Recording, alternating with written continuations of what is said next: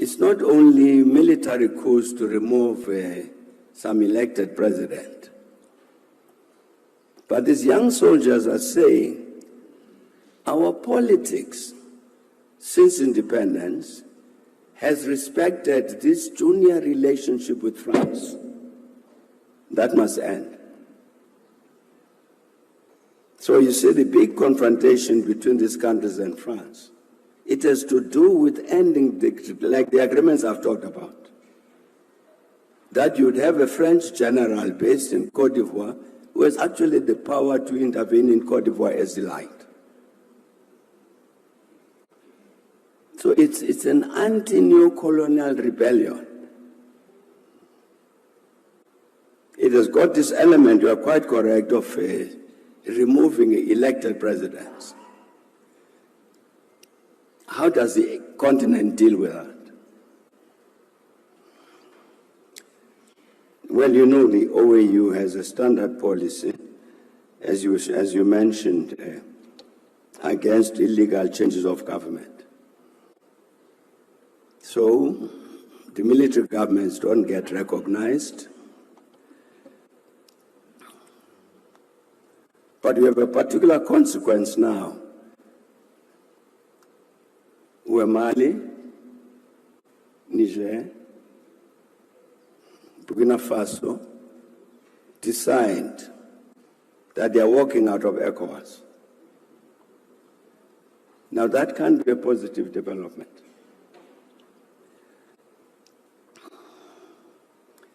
What is to be done?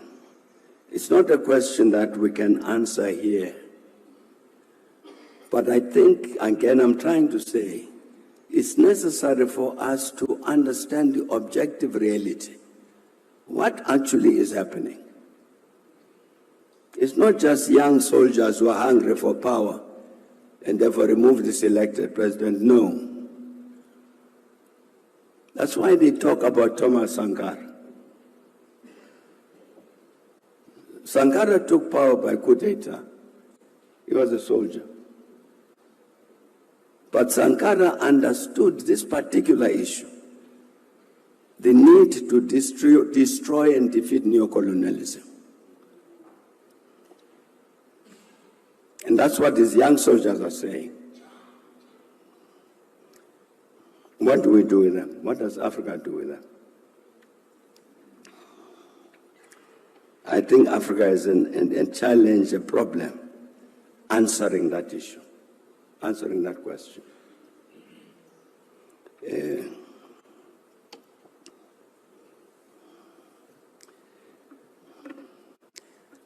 Again, you see, with regard to these issues of our need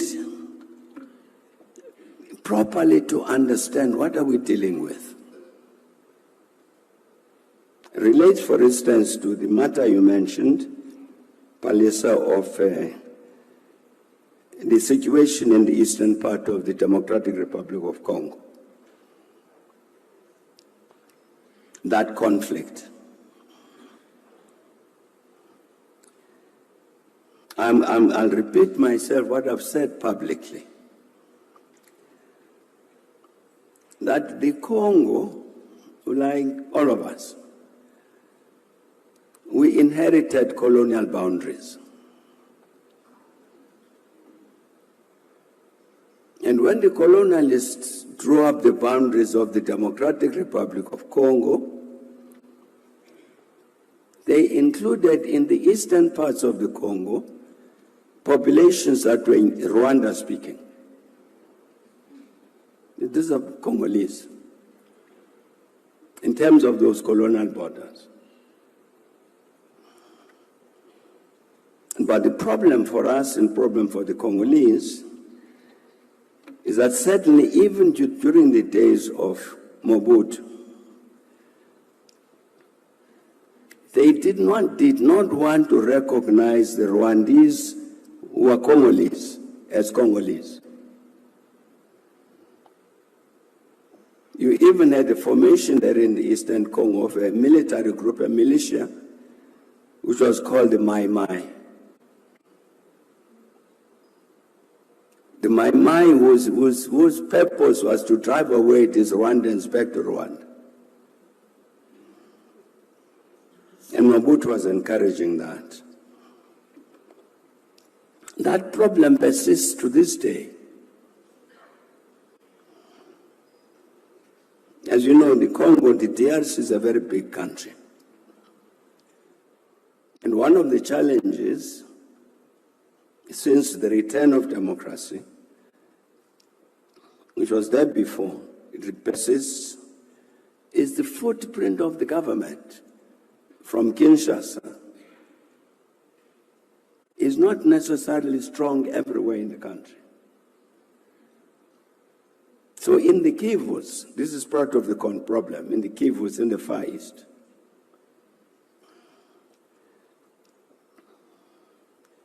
that's why you have the M23. It's because the Rwandan people, the Banyamulenge in eastern Congo, have for many decades felt this, that they don't have the protection of the government in Kinshasa. So they need to protect themselves. In addition, you've had this challenge of the people who committed the genocide in Rwanda. Then they ran away into the eastern Congo. So they are also there. Some of them involved in all sorts of schemes and naturally to try and overthrow the government in Rwanda. I'm saying that the first, my view, is the first part in terms of dealing with the crisis in the eastern Congo is recognizes that the Banyamulenge are Congolese. The Rwandan-speaking section of the population of the Congo is Congolese, and therefore must be protected by the government of the Congo, like all the population of the Congo is entitled to protection by the government. That's a starting point. And then this issue has to be dealt with. Then what about the interests of Rwanda in the Eastern Congo, about the Rwandans?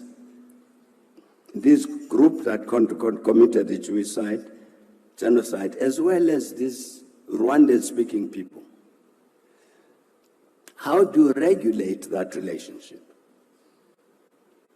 But I'm saying the principal responsibility falls on the government of the Congo to protect the Rwandan-speaking population of the Eastern Congo, of the Kivus.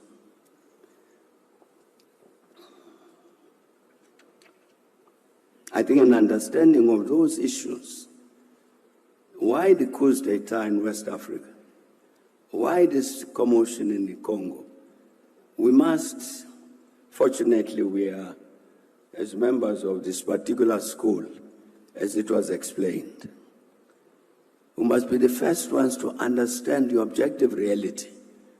What is the reality we are dealing with? Not necessarily to be bought by slogans. It's popular sayings. Because they are popular, therefore they must be true. That's not necessarily correct. One of the interesting phenomena in West Africa, let me stay West Africa, but say something else. You know, there will be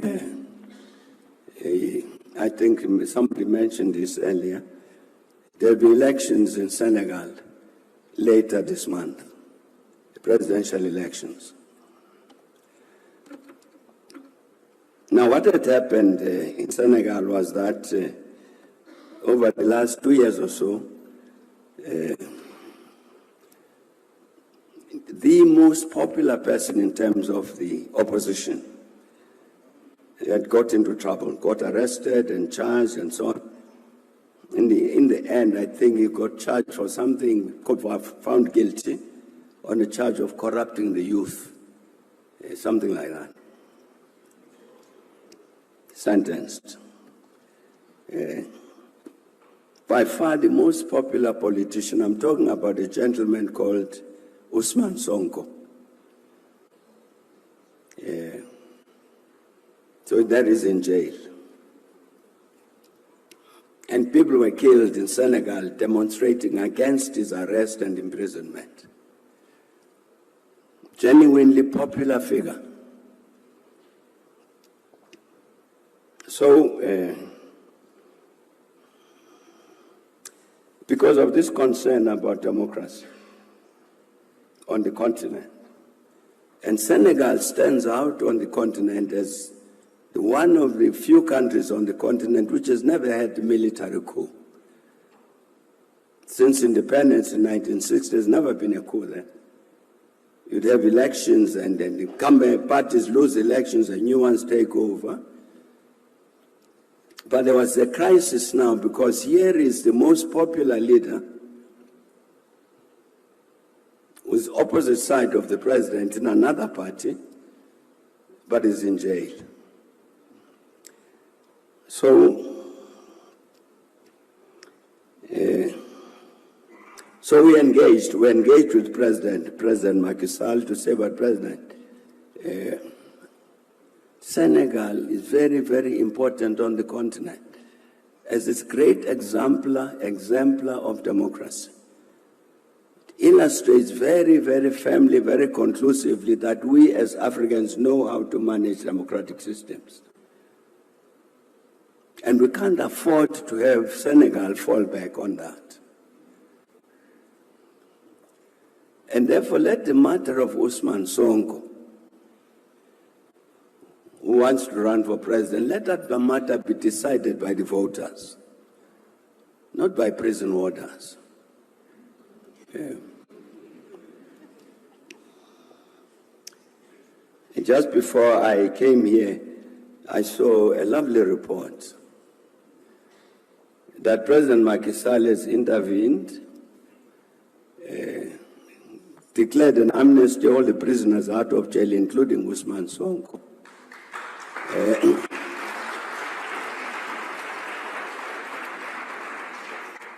And pardoned various charges, as a result of which Ousmane Sonko is running for president.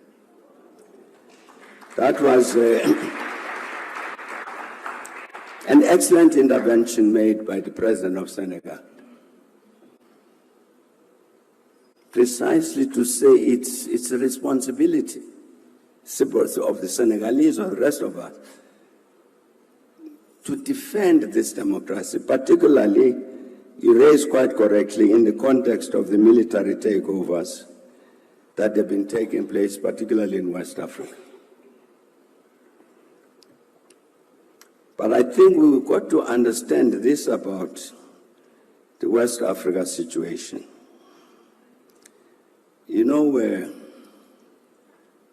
a few years back, you remember we had to work with